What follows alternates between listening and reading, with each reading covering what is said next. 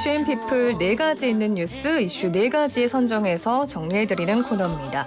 뱃사공 아나운서, 이우영 아나운서와 함께하겠습니다. 안녕하세요. 안녕하세요. 오늘 의상은요. 꼭 보이는 라디오로 여러분들 유튜브로 들어오셔서 이우영 아나운서의 의상을 함께 보셔야 할 것 같아요. 포르투갈전에 대비해서 벌써부터 응원의 열기를 이렇게 띄우고 계시는 건가요? 맞습니다. 이번 월드컵 앞두고 대표팀이 새로 출시한 유니폼을 제가 입어봤는데 그렇군요. 참 이 색깔이 잘 받는 것 같아서 기분 좋습니다. 잘 어울리십니다. 우리도 이따가 또 축구 이야기 나눠볼 테니까요. 자세한 이야기 또 나눠보도록 하고 첫 번째 소식부터 가보겠습니다. 한국철도공사 코레일 노조가 파업 돌입을 불과 4시간 앞두고 극적으로 타결을 이뤘다고요? 맞습니다. 한국철도공사 노사가 밤샘 마라톤 협상 끝에 파업이 예고됐던 오늘 당일에 극적 타결에 성공하면서 철도 파업 취소가 됐습니다. 코레일과 민주노총 공공운수노조 전국철도노동조합이 어제 밤부터 오늘 새벽까지 코레일 서울사옥에서 밤샘 교섭을 벌였는데요. 오전 4시 30분쯤에 잠정 합의안을 마련을 해냈습니다. 앞서서 말씀드렸다시피 원래 오늘 오전 9시에 무기한 총파업에 돌입할 예정이었는데요. 이번 합의로 파업이 철회돼서 모든 열차 정상 운행됐습니다. 네, 정말 다행입니다. 어제 오후에 있었던 교섭은 20분 만에 중단이 됐었잖아요. 그렇습니다. 철도 노사는 어제 오후 4시 20분쯤에 본교섭 실시를 했었는데 20분 만에 입장차만 확인한 채 교섭을 중단했습니다. 이후 공사 측의 제안에 따라 어젯밤 11시 50분부터 교섭을 재개했는데요. 1시 반쯤에 이제 본교섭이 정해가 됐고요. 3시부터 또 실무 교섭이 진행됐는데 무려 5시간에 걸친 밤샘 마라톤 협상 끝에 양측이 극적으로 합의를 이루고 타협안을 마련했습니다. 네, 사실 철도공사와 노조도 팽팽한 쟁점들이 있었는데 철도노조가 핵심 요구사항으로 제시했던 안전한 작업 환경을 위한 인력 증원, 시설 투자, 이게 진전을 이뤘다라고 보면 될까요? 네, 정부는 그동안 공공기관 혁신을 위한 인원 감축을 이유로 코레일 정원을 감축하는 방안을 검토했었는데 철도노조가 최근에 있었던 오봉역 사고와 같이 이제 열차 운행 중에 노동자가 선로를 오가면서 열차를 연결하는 이판 작업 등 이렇게 위험한 업무를 하려면 2인 1조가 아니라 3인 1조 근무가 필요하다 이렇게 반발을 했습니다. 그래서 이제 코레일 측이 노조의 주장대로 현행 2인 1조 작업을 인력 충원을 통해서 이제 3인 1조 작업으로 시행을 하고요. 노조가 제출한 선로 개량 등 작업 환경 개선하기 위한 장단기 개선 계획도 수용하기로 했습니다.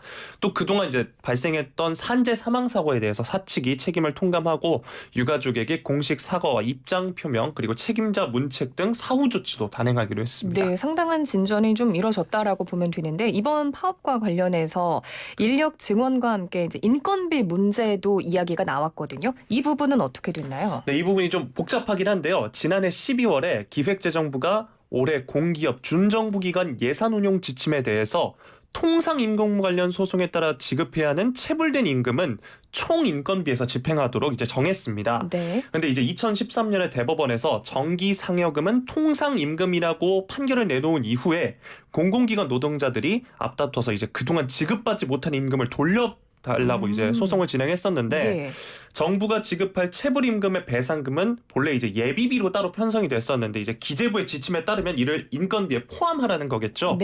노동계가 그렇다면 이 경우에 소송을 제기하더라도 결국 총량이 정해진 인건비 범위 안에서 배상금이 지급되는 거다. 조삼모사 수법이다. 이제 대법원 판결을 무력화하는 꼼수다 이렇게 반발을 했었는데 특히나 이번에 파업한 철도 노조의 경우에는 이제 철도가 24시간 돌아가다 보니까 시간외 근무를 줄이기 어려운 상황을 고려하면 사실상 임금 삭감이다 이렇게 얘기를 했고요. 이에 대해 이제 코레일이 기재부와 협의를 해서 통상임금 항목 확대에 따른 실적급 증가분을 이제 3년에 걸쳐서 단계적으로 해소하는 방안을 내놨고 또 기재부도 올해부터 발생하는 실적급 증가분을 총 인건비 외에 별도로 지급하도록 이제 승인하기로 동의하면서 접점을 찾은 겁니다. 네, 무엇보다도 이제 우려했던 출근길 대란이 없어서 참 다행이라는 생각이 듭니다. 두 번째 소식 넘어가 보겠습니다. 2020년 서해 성호해 공무원 피살 사건과 관련해서 서훈 전 국가안보실장에 대한 영장 실질 심사가 열렸습니다. 맞습니다. 서훈 전 국가안보실 실장이 이제 구속 전 피의자 신문이 오늘 오전 10시부터 진행이 됐는데요. 네. 서 전 장관 오늘 오전 법원에 출석을 했습니다. 취재진 질문에는 답하지 않고 이제 법정을 바로 향했는데 네.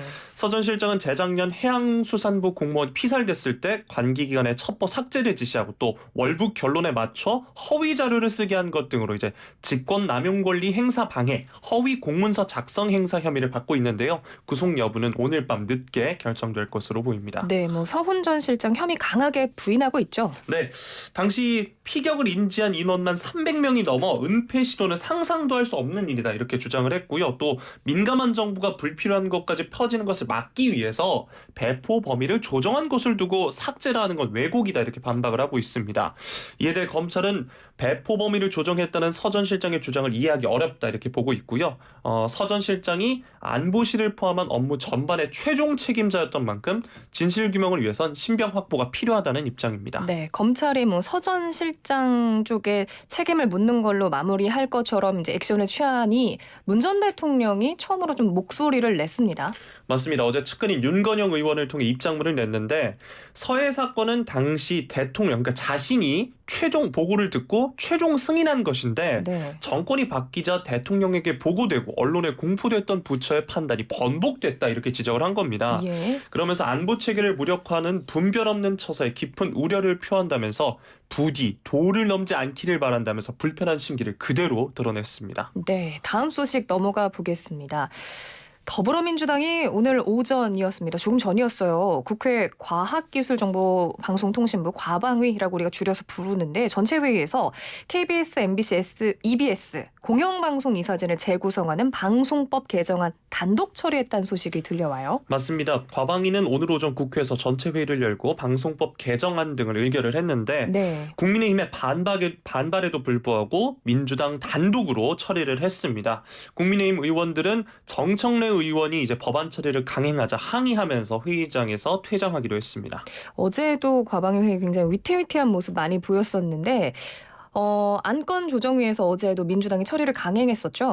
맞습니다. 과방위원장인 민주당 정청래 의원이 안건조정위 처리를 위해서 민주당 의원 3명, 국민의힘 의원 2명, 민주당을 탈당한 무소속 박완주 의원을 안건조정위로 꾸렸는데요. 즉 여야가 이제 동수 3대3이라고 볼 수는 있지만 사실상 민주당 4표 대 국민의힘 2표로 만든 겁니다. 네네. 안건조정위 구성을 요구한 국민의힘은 당 표결에는 불참했습니다. 네, 이제 우리 청취자 여러분들이 방송법 개정안 관련해서 구체적인 내용 잘 이해가 안 되실 수도 있단 말이죠. 요거에 대해서도 좀 간략하게 소개를 해주시죠. 네, KBS, MBC 등 공영방송 이사회 구성 또 사장 선임 절차를 바꾸는 내용의 법안이라고 보시면 되는데요. 네.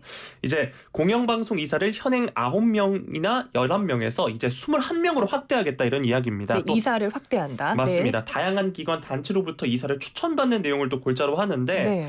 또 KBS 이사 11명은 여야가 7대4로 추천을 하고 MBC의 경우 이사 9명은 여야가 6대3으로 추천을 하는 겁니다. 네. 그리고 이외에도 국회 5명, 미디어 관련 학회 6명, 시청자위원회 4명 등 각 2명씩 이사를 추천하도록 하고 있습니다.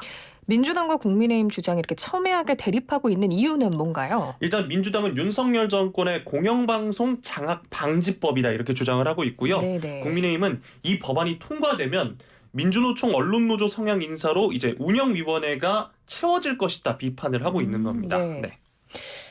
이게 일단은 법안이 과방위를 통과한 건데요. 이후 과정은 어떻게 진행이 되나요? 네, 이 개정안은 국회 법제사법위원회로 이제 회부가 될 텐데요. 이유 없이 회부된 날부터 60일 이내 법사위 심사가 끝나지 않을 경우에는 소관 상임위인 과방위 제적 위반 5분의 3 이상의 찬성으로 본회의 부의를 요구할 수 있다고 합니다. 네, 이 이슈도 이제 향후 어떻게 흘러가는지 우리가 좀 살펴보면 좋을 것 같습니다. 마지막 소식입니다. 이우영 아나운서 제일 기다렸던 소식일 것 같기도 해요. 네. 월드컵 소식 살펴보겠습니다. 오늘 새벽에 먼저 정말 엄청난 이변이 일어났습니다. 사실 이 소식 듣고 저는 괜히 마음이 좀 그렇더라고요. 네. 일본이 스페인을 꺾고 조 1위로 16강 16강 진출을 확정지었습니다. 네, 사실 조금 부러운데요. 부럽진 않습니다. 네. 말 그대로 대이변입니다. 카타르 월드컵 조별리그 2조 최종 3차전에서 일본이 스페인을 2대1로 꺾으면서 16강행 티켓을 거머쥐었는데 네. 스페인에게 이제 선제골을 허용했는데 동점골, 역전골을 연이어 넣으면서 2대1로 승리를 했고요. 조 1위로 통과를 했습니다. 사실 죽음의 조다. 현실적으로 일본에게 너무나도 어려운 조다. 뭐 이런 이야기 나왔었잖아요. 맞습니다. 그런데 독일이 생각보다 너무 부진했고요. 네. 죽음의 조란 명성답게 3차전까지 16강행을 어떤 팀도 확정하지는 못했었는데 독일 코스타리카 경기에서 이제 독일이 코스타리카를 상대로 4대2로 역전승을 거두긴 했거든요. 하지만 일본이 2승 1패로 승점 6점으로 조 1위, 스페인이 조 2위로 16강 진출에 성공했습니다. 네, 좋습니다. 월드컵 소식도 저희가 바로 전화 연결이 돼서 이어지는데 자칭 축구 광이시잖아요. 네. 남자 아나운서들끼리 모여서 춘목 도모로 축구도 굉장히 열심히 하시는데 이제 곧 카타르 현지 전화 연결을 할 거거든요. 계속 스튜디오에 계셔 주시면서 함께 전화 연결까지 도와주시죠. 네. 네 가지 뉴스 여기까지 정리해 보겠습니다.